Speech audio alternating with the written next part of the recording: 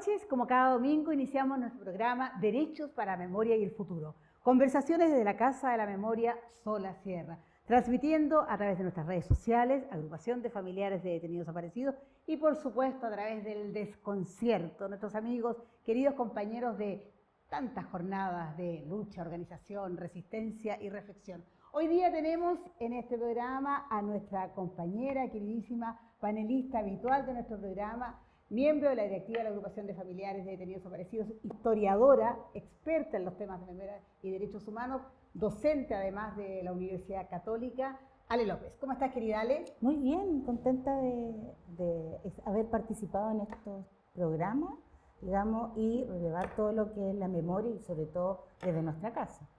La Casa de la Memoria Sola Sierra. Y está con nosotros hoy día una invitada muy especial, una mujer feminista, actriz, locutora, ha sido además participante del Club de la Comedia, entre otras, pero además una mujer opinante, una mujer que está con distintos programas y que siempre está en la contingencia, en los temas trascendentales e importantes con nosotros. Natalia Valdebenito, bienvenida. Muchas gracias por la invitación, para mí es un honor estar acá, lo digo muy en serio.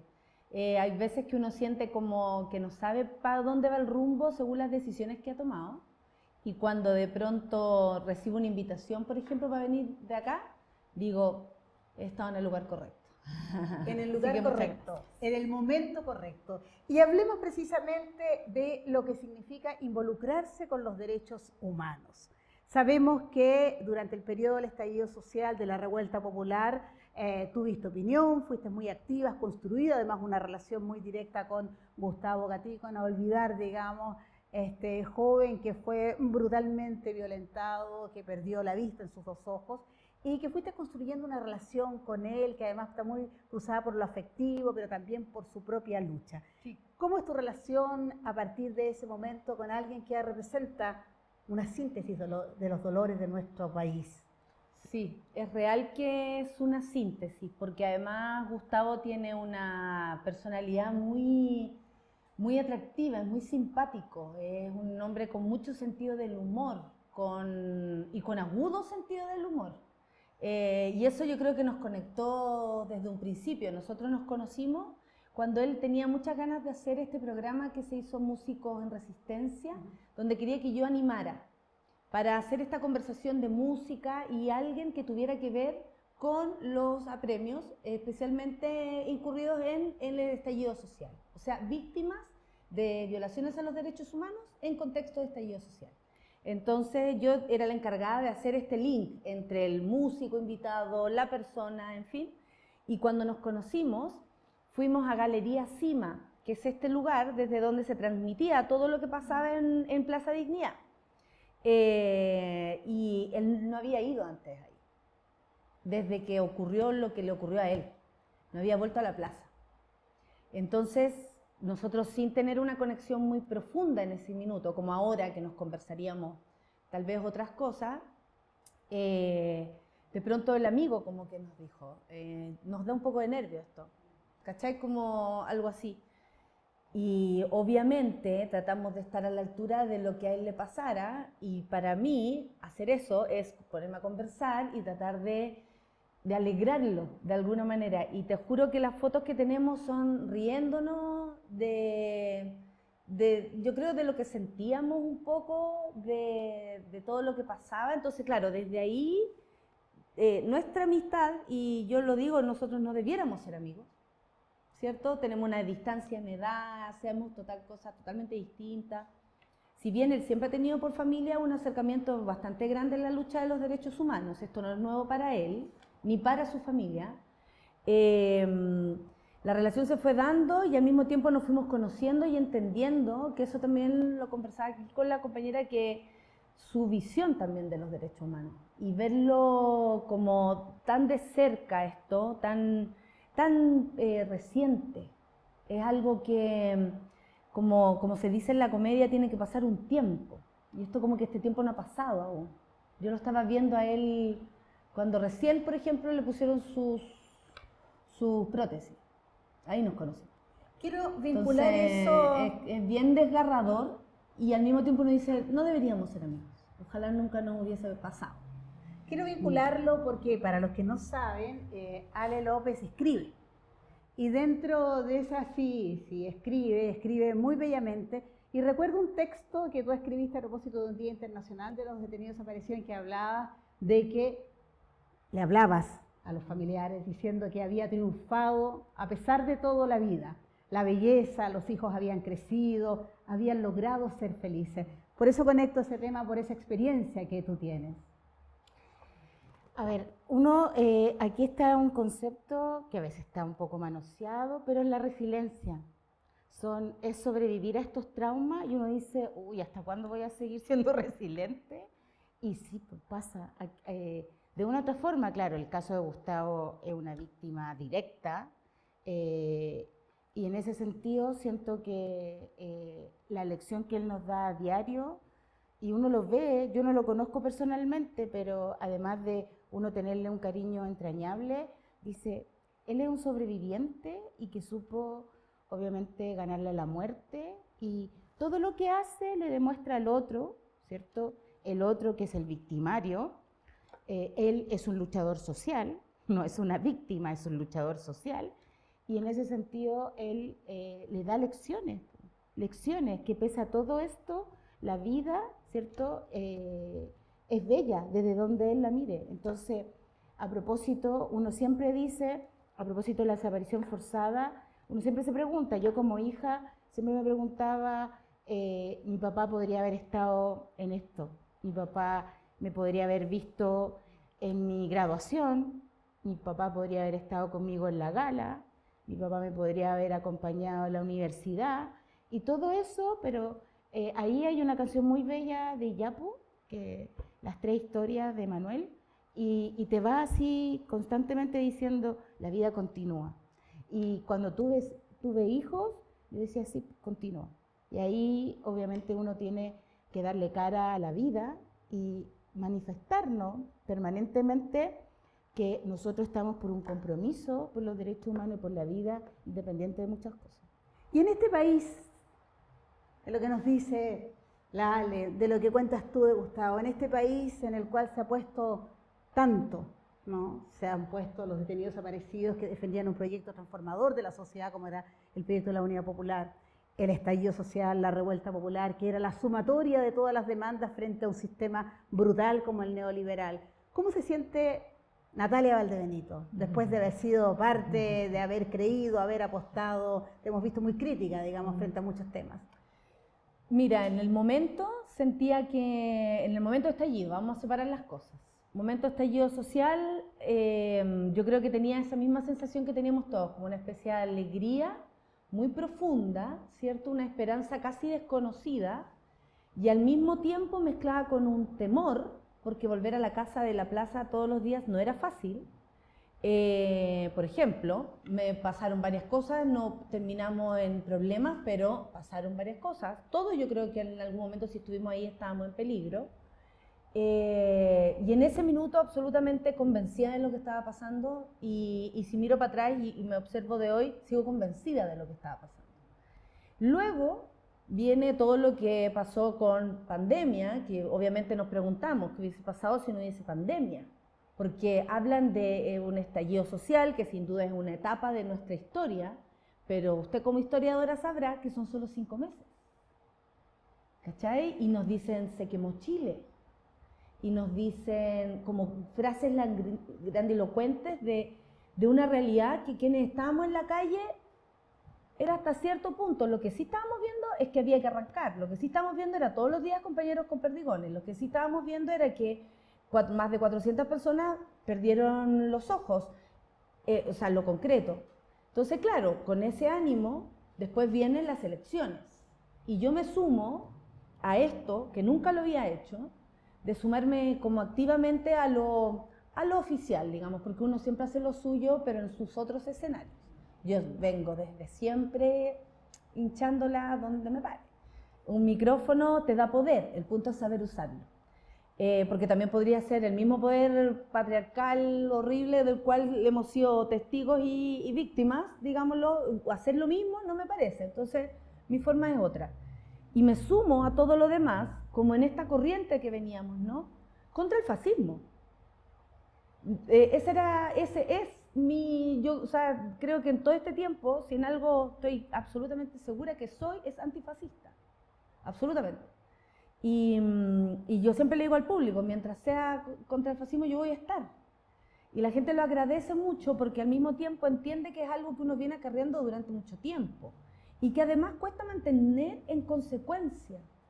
Porque cuando tú estás en una ala como la que estoy yo, que es lo artístico, ¿no? Redes sociales, por ejemplo, que a mí me cuesta un montón en algunas cosas, en otras me manejo fantástico peleando, pero en lo otro, en lo moderno y todo, me cuesta un poco más, me resisto, no entiendo, no sé por qué en 90 segundos hay que explicar algo, si podemos conversar una hora, ¿cachai? Como todavía tengo esos problemas como, no sé, como yo creo generacionales, absolutamente generacional. Sí. Es una consecuencia que yo creo que a través de los ojos de ustedes uno puede mantener. Por mientras yo me mantenga cerca de las personas como ustedes, como doña Alicia, que me toca conocerla y que ella me conociera mi nombre y que pudiéramos conversar, o personas que admiro de pronto que siguen mi trabajo, que al menos lo conocen, uno dice, claro, esto va bien, pero es un camino de consecuencia que comillas cuesta, porque se mete ¿qué? El dinero. Se meten otras propuestas, ¿no? Como, a ver, si me llevan a mí a un lugar, a una radio, por ejemplo, ¿para qué? Yo siempre juzgo, temo, sospecho, para hacerme callar. Siempre me estoy preguntando si me están haciendo callar. Entonces creo que he aprendido un montón, que yo políticamente he crecido un montón. Desde el estallido, pandemia, como tuvimos que resistir, que eso también fue otro tipo de resistencia. Y en comunidad, que es lo que hablábamos antes, si no en comunidad no hay nada. Y luego todo lo que vino de las campañas, que eso lo podemos hablar después, que no sé si volvería a participar de esa manera activa de la que tuve, pero hoy día yo creo que estoy más convencida de lo que soy y más segura que los pasos que no he dado a propósito del dinero, de las tentaciones, de la que sea, han sido correctos. Han sido correctos. Y en ese sentido, cuando la escuchamos contar de las decisiones que ha tomado, que no se ha callado, que ha seguido adelante, hay un paralelo también con la organización, porque finalmente la agrupación de familiares de detenidos desaparecidos durante 51 años ha estado siempre, no al lado del poder, sino que luchando porque no se imponga la impunidad, la lógica de la justicia en la medida de lo posible. Esa experiencia, ¿cómo la ves? ¿Y ves ahí un rol también de las mujeres? Por supuesto. Siempre nosotros como agrupación vamos a ser la contraparte. Siempre recordarlo. Somos la contraparte de los distintos gobiernos que han estado. Entonces, en ese sentido, la agrupación, ¿cierto? Cuando nace, quienes son las primeras que buscan, y es algo súper natural, son las madres, son las esposas, son las hijas. Entonces, hay un rol ahí muy relevante y que, claro, esto parte el mismo 11 de septiembre del 73, pero ya a medida que va pasando, y sobre todo las que son militantes comunistas, que no solamente era militante comunista su esposo, su padre, sino ellas también, llegan con una misión de los buscamos, hay que buscarlos, y hay que organizarse para buscarlos. Y en ese sentido, el aporte de estas mujeres, que desde el día 1 son visibles, son muy visibles. Y creo que, por ejemplo, uno piensa en el Estadio Nacional, hay una banca dedicada a quienes esperan, y son mujeres que están ahí, ¿cierto?, esperando y que no se convencen de ir al Sendet, de decirle no está en ningún lado. Son las mujeres que incluso van descubriendo centros clandestinos de detención. Son mujeres que van a los campos de concentración. Entonces, esa búsqueda en Chile fue liderada por mujeres y siempre la mayoría que la integra son mujeres de nuestra agrupación. Entonces, en ese sentido, es un rol fundamental que implica muchas veces costos. Y los costos significa no haber dedicado tiempo a los hijos, que son esos roles tradicionales que la sociedad, ¿cierto? El tema del trabajo, ¿cierto? Cumplirlo ahí a media. Realización, me imagino, exacto, personal. Realización personal, o rehacer su vida. Comillas, claro. Claro, rehacer su vida, ¿sí? Entonces, en ese sentido, las mujeres en nuestra organización son fundamentales. Y son organización, lo colectivo, y tú hablabas también de ese sentido de lo colectivo, definirse fundamentalmente como antifascista, es decir, estoy con una inmensa mayoría de gente que no quiere que otra vez vuelva a ocurrir. ¿Cómo ha sido tu experiencia de lo colectivo siendo además un artista que obviamente que tiene un equipo detrás, pero que te abordas, digamos, desde lo individual, digamos, te vemos a ti en el stand-up comedy, te vemos a ti triunfando en el Festival de Viña, que fue una experiencia además muy bella para nosotros como mujeres ver a una mujer que estaba comprometida y que le iba tan bien. ¿Cómo ves tú tu relación de artista en este colectivo que resiste, que se organiza? Yo creo que se va solidificando esta visión, porque el capitalismo de alguna manera nos lleva a creer que solos es la forma de, ¿no? Como yo corro sola. Y mi historia en la comedia, en la comedia en Chile, fue en un principio bastante solitaria de compañeras. ¿Por qué? Porque yo llegaba, no sé, a un festival en Costa Rica, yo actúo hace mucho tiempo fuera de Chile, la rimbombancia se le da mucho a los varones cuando hacen estas cosas, pero yo desde como el 2013 estoy actuando en Colombia, en Europa un montón, en fin. Y entonces en ese minuto se veía como un logro ser la única mujer. Ah, mira, de este festival soy la única mujer. Oh. Después soy la única, después soy la única, y después te va faltando. Porque tu comunidad, si bien solo, pero ahí estaba cada uno corriendo su carrera, entonces a nadie le importaba quién estaba al lado, pasando los mismos temores de presentar un chiste que puede parecer como algo muy superficial, pero uno se cabecea para presentar algo que tiene una estructura que termina en un remate y significa risa. Si eso no sucede, hombre, mujer o quien sea, se va a la mierda. Entonces, en un minuto se sentía que era, claro, la única mujer, mucho lo escuché, la única mujer. Y con el tiempo te vas quedando más sola porque precisamente se va armando como ese espacio solo para ti. ¿Cachai? Como si fuera algo positivo. Que eso también tiene que ver con una visión muy machista de cómo hacer las cosas y muy poco comunitaria. Pero cuando pasa el tiempo y de alguna manera el trabajo de una va abriendo el camino para otras que quieren lo mismo y más, porque si uno tiene referentes, dice, es posible que yo pueda hacer eso me gusta. Eso pasó mucho, se empieza a armar el concepto comunidad. Y hoy día ya lo somos un poco más. Ya las compañeras, por ejemplo, yo soy como madrina de un festival de comedia de mujeres, que se llama el Weona Fest. Y todos los años, en el verano, nos presentamos, y ahora va a ser en abril, y son puras chicas comediantes, y si tú las ves, cada una tiene su discurso, cada una tiene su vestuario, cada una tiene su estilo, su forma, su lenguaje.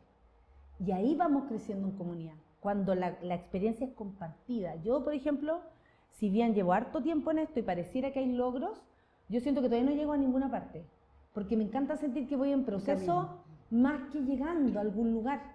Aparte que Chile es pequeño, si lo recorres ya está. No, o sea, me faltan lugares por recorrer, me falta mundo por ver, me faltan rutinas, me faltan cosas por decir. Entonces creo que en ese carril ahora me siento mucho más acompañada. Tengo compañeras de todas las edades, mucho más jóvenes, por lo demás. Obvio. Pero ese es otro tema. El punto es que ya nos estamos organizando, ya hay una compañía, ya ahí es como, ¿sabéis que tengo que cobrar algo? ¿Me podéis contar tu experiencia? ¿Sabéis que tengo que trabajar con tal persona? Nata, ¿me puedes contar? O compañeros, varones, Nata, dame un tip, voy al festival, dame un tip. Y ahí yo pienso y después les mando, se empieza a armar comunidad. Cuando somos más, mientras éramos menos, era como la única mujer, el único moreno, la única no sé qué, ¿cachai? Y eso no sirve para que crezca ni la cultura, ni las artes, ni el stand-up, que después de esto se transformó en un camino para mucha gente. Un camino vistoso, un camino creativo, un camino que mucha gente quisiera seguir. ¿Qué rol le asignan ustedes de la agrupación a la cultura? Hoy fundamental. De hecho, uno piensa en el movimiento de derechos humanos y de que como el mundo cultural, a la par, el apoyo fue del día uno.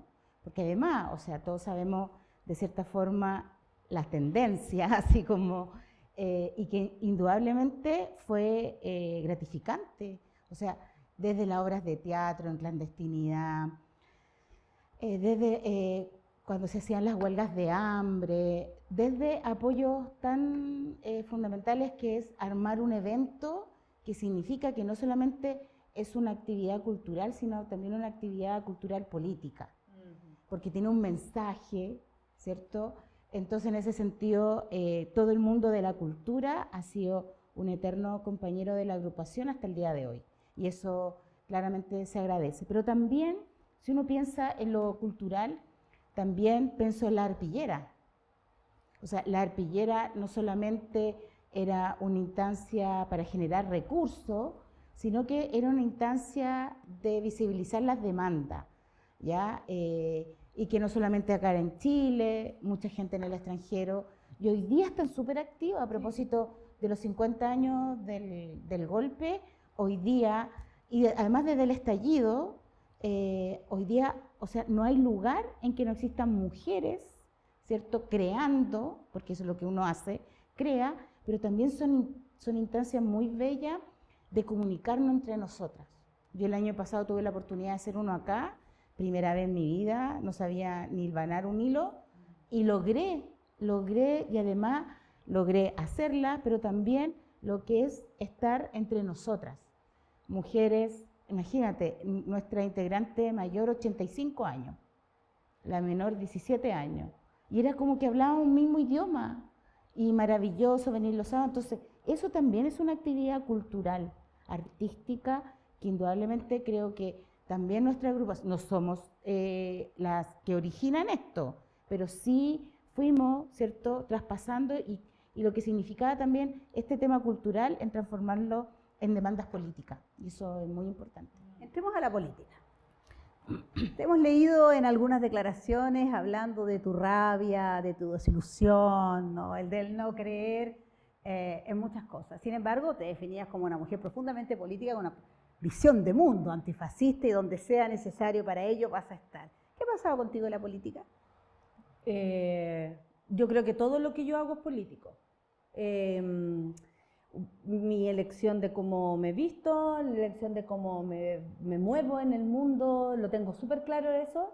Y cuando me di cuenta que el stand-up es lo que hago, que es hacer monólogos, si es que alguien no lo sabe, pero es hacer monólogos frente a la gente, me di cuenta que era una herramienta, porque en un momento como que yo estaba trabajando, ahí a veces es pega, y de pronto esto me agarra y me doy cuenta que lo que hago es profundamente político, y que lo que estoy haciendo es tomar un micrófono y hablarle a la gente, y en especial en ese minuto a las mujeres. Todavía sigue siendo, en todo caso, mi visión de las cosas. Yo creo que sigo igual y peor.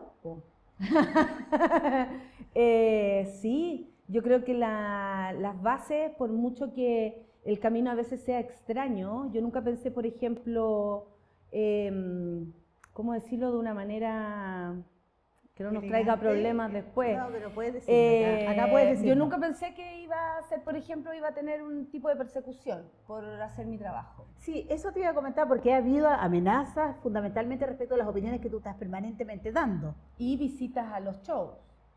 ¿Sí? Y mucho de eso también.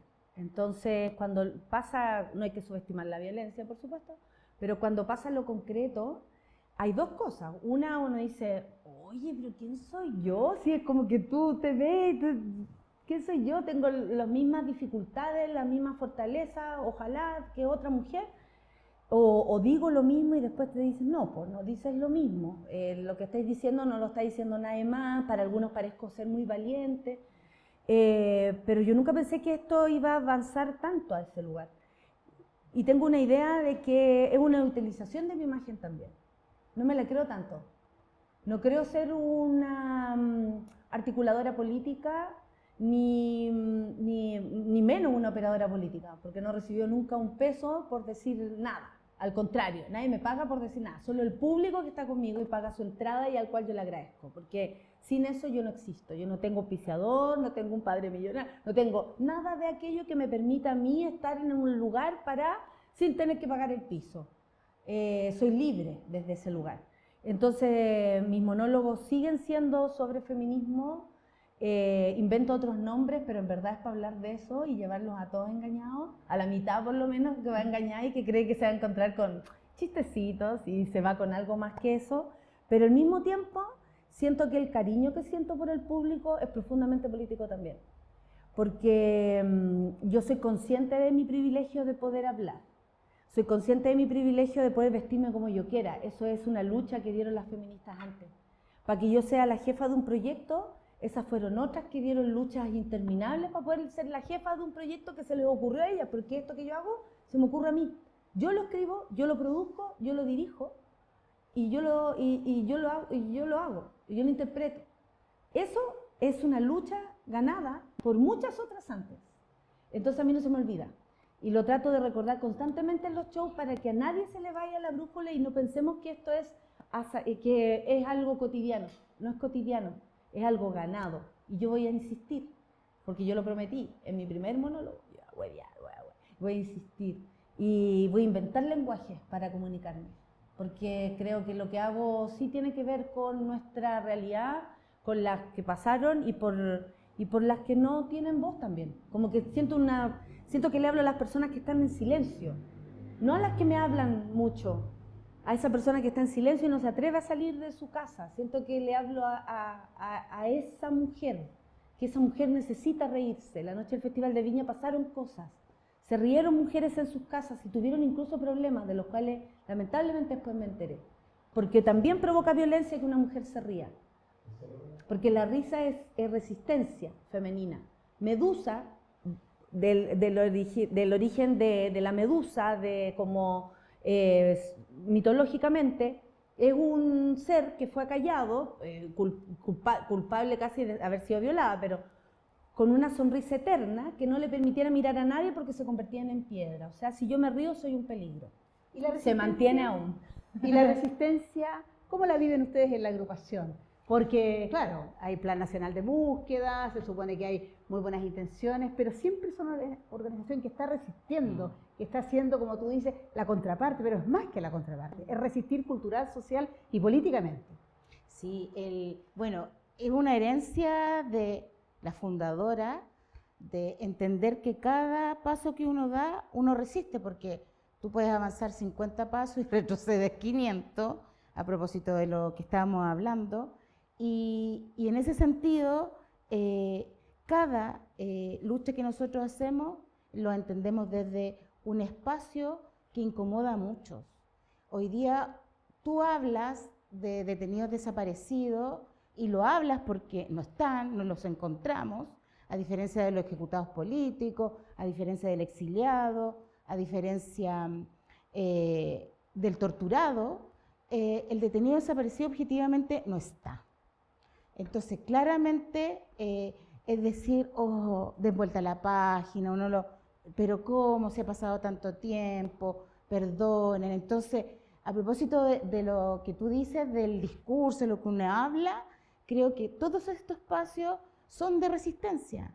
Hoy día permite visibilizar qué ocurre hoy día con nuestras madres. Ayer tuve la oportunidad de ir a una conmemoración de un compañero que cumplió 50 años y es increíble, ¿cierto?, ver a la madre, a la señora Hilda Saldívar ahí impeque, siendo fundadora, una de las primeras arpilleristas, entonces constante, y uno dice, lo que ella hizo, su herencia, hoy día hay que reconocerla. Tenemos que reconocernos entre nosotras. A propósito de este camino que tú hablabas, ellas hicieron este camino. Entonces es una resistencia permanente y también uno resiste en homenaje a ellas. Homenaje, tú decías también, has logrado ser directora de un proyecto por la lucha de muchas mujeres. Seguro que sí. Tú sabes que, por supuesto, hay una importante cantidad de mujeres detenidas desaparecidas, que además fueron brutalmente torturadas y todo eso. ¿Cómo te relacionas con esa parte de esa memoria tan dolorosa y cómo la transmites? Porque sí te importan esos temas, mucho. Lo transmito directamente. Como yo soy la que crea todo esto que invento, tengo la suerte de poner la pauta donde, por ejemplo, si yo tuviera un show este fin de semana, seguro ustedes se me aparecerían en mi mente y tendría que decir, porque si hablo de Chile, hablo de todo esto que es nuestra realidad, que es nuestra realidad reciente, que eso también, yo siempre le comunico a la gente aquello, no ha pasado tanto tiempo si hay una madre buscando aún a su hijo. no ha pasado tanto tiempo. O sea, pongámoslo desde ahí. No tengo ningún temor en meter temas que son dolorosos, por mientras, de hecho, en España entienden a veces mucho mejor en las entrevistas, no en esta, por supuesto, porque eres increíble, de verdad lo eres. Increíble. Pero entendían cómo esto de transformar un mensaje como tan brutal, por ejemplo, hablar, no sé, de cosas como brutales a propósito del dolor, con un sentido del humor o y que desencadenaba eso, que tú no te lo esperas, porque esa es la idea, que no te lo esperes para que yo te meta la información en tu cabeza y tú no te des cuenta cómo entra. Y no temo en hacer esa mezcla, porque siento que en el escenario también tengo la obligación de darle de dar toda la realidad que existe. Y en mi caso, yo me siento muy brechtiana, muy de la escuela de Brecht, del dramaturgo alemán, que le decía a la gente, hey, despierten, esto está pasando afuera. Entonces, si tú me preguntas cuál es mi misión, es como ser una susurradora. Así me veo yo, entre el poder y la gente, como, oye, mira, esto está pasando, oye, no hay que olvidar. Oye, la corrupción, oye, el Mosí, oye, Chadwick, oye, ¿a quién más nombro? Dígame. Oye, ¿cachai? Como misión también esa. Entonces, todo lo que se habla acá, todo lo que a mí me permea, me importa, es parte de mi rutina y aunque tú dices, es comedia, créeme, la comedia es algo muy serio. Muchísimas gracias. Bueno, hemos tenido dos tremendas invitadas. Queremos agradecerte mucho que hayas estado con nosotras, siendo parte de estas mujeres que resisten, mujeres que se organizan, mujeres que resisten, mujeres que siguen creando a pesar de todo lo difícil y a pesar de muchas desilusiones que tenemos de la política, de algunos que queríamos y que ya no queremos tanto, de algunos que esperábamos y que ya no esperamos tanto, pero lo importante es que tenemos este tipo de mujeres. Nos vemos entonces ahora con nuestro segmento de cultura, memoria y derechos humanos. Abrazos, Ale, muchísimas cariños, Nata, por estar con nosotros. No, gracias a todos. Hola, ¿cómo están? ¿Cómo estás, Andrés? Bien, ¿y tú? Muy bien. Qué bueno. Hoy quiero partir felicitándote. ¿Por qué? Porque tú eres un músico comprometido con los derechos humanos. Muchas gracias. Sí, bueno, es parte de los caminos que nosotros los artistas podemos ir tomando, ¿cierto? Es una opción, pero una opción muy legítima también, en donde se comparte esta aventura de compartir esta lucha también. Bueno, gracias a músicos como tú, es que ha sido posible la realización del Vivas Voces, tema del que vamos a hablar hoy, ¿cierto? Sí, es un tema en el cual tuve que investigar un poco. No tuve la suerte de participar en sus orígenes, pero te podría contar de lo que se trata, ¿cierto? Por supuesto. Sí, bueno, el Vivas Voces, para que todos sepan, el Vivas Voces es un concierto que organiza la agrupación de familias de detenidos desaparecidos, ¿ya?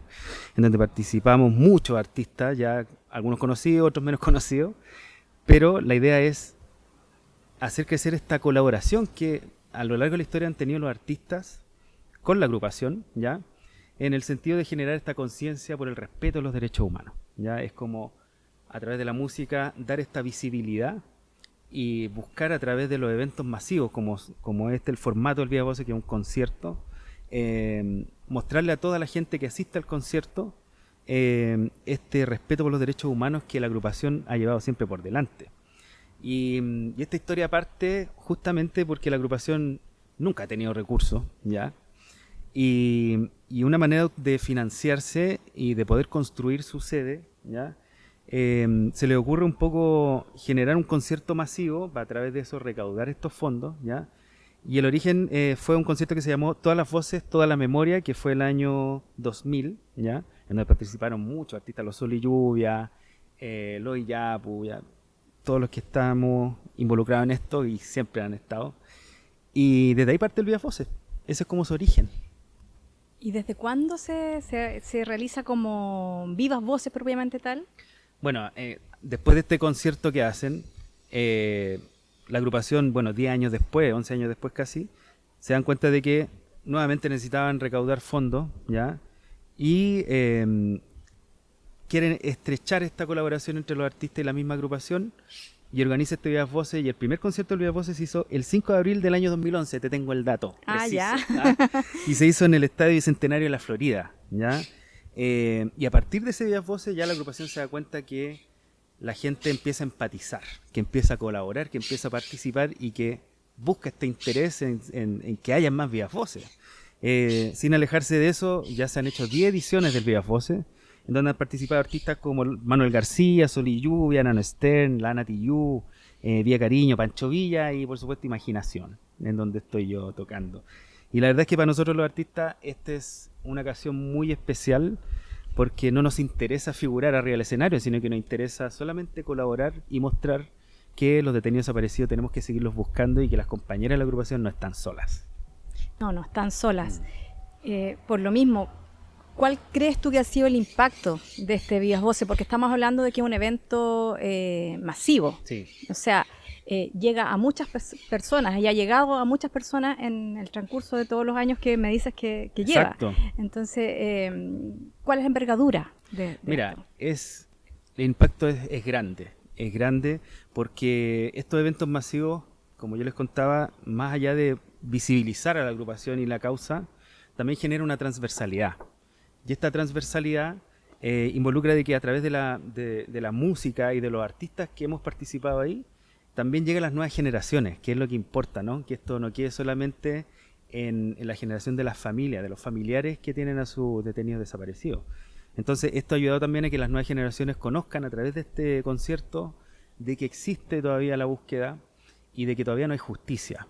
¿Ya? También se han hecho conciertos en donde se busca luchar contra la impunidad, se busca luchar contra el negacionismo que todavía está instalado en nuestra sociedad. Entonces, el Vivas Voces, la verdad es que es un hito dentro de la historia de la agrupación y dentro de la historia de la búsqueda que han dado sus familiares.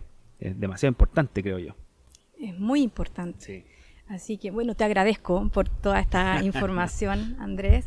Y, bueno, con esto estamos terminando este capítulo enfocado en la música, que espero tener prontamente la noticia de que podamos realizar otro Vivas Voces. Sería maravilloso. Sería muy bueno. Nos vemos entonces en la próxima semana en otro capítulo. Chao.